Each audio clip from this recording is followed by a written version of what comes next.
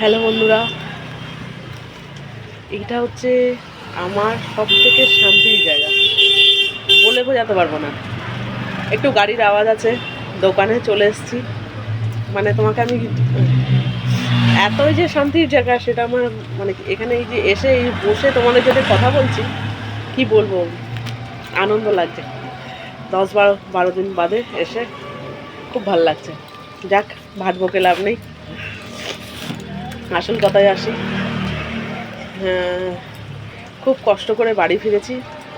ব্যাঙ্গালোরের যে অভিজ্ঞতা সেটাও তোমাদের সাথে শেয়ার করব, কেমন কি হলো না হলো।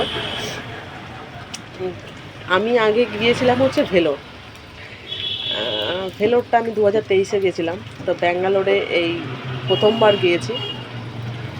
তা চেক আপেই গেছিলাম, কি বলে না বলে, যাই হোক, সেগুলো সব পরের এক সময় আবার আর একটা ভিডিওয়ে জানাবো। এই যে এসে যে শান্তি লাগছে, এটা মানে বলে বোঝানোর নয়। দারুণ একটা শান্তি হচ্ছে এই দোকানে আসার পর। এই যে এসে একটা শান্তি মনে কথা বলতে পারছি, সবাইকে দেখতে পাচ্ছি। সব থেকে বড় কথা, আমি আমার কাজটাকে খুব ভালোবাসি। আমি কাজ করতে পারছি, এসে একটু একটু প্রাণে জল এলো। এই যে আসা মাত্রই কালকে রাত্রিরে খুব 2 দিন ঘুমাতে পারিনি। ট্রেনের টিকিট পাওয়া যে কী কষ্ট ব্যাঙ্গালোর থেকে, মানে বলার মতন নয়।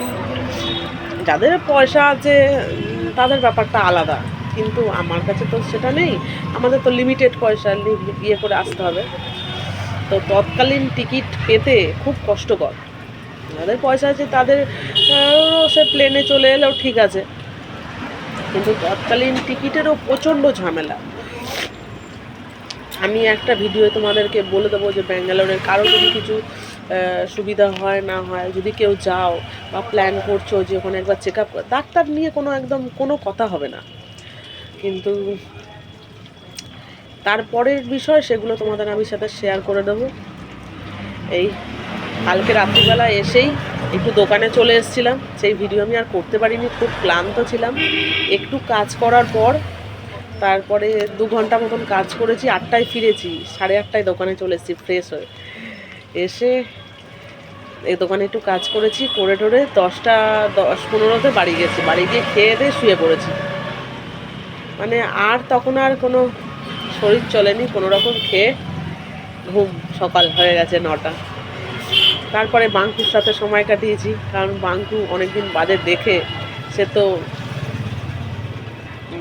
আবদার, মা এটা মা ওটা, মাথা খারাপ এক জায়গায়। যাই হোক, এসেই রান্না চালু করে দিয়েছি।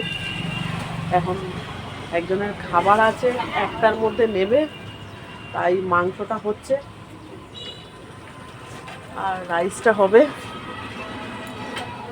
তাড়াহুড়ো করছি। তোমরা যদি কেউ খাবার লাগে জানিও। চলে এসছি। এই যে মাংস হচ্ছে, চিকেন কষা হবে আর রাইস হবে। কারো কিছু খাবার লাগলে চলে আসো, আর কেউ খেতে চাইলেও চলে আসো। টাটা।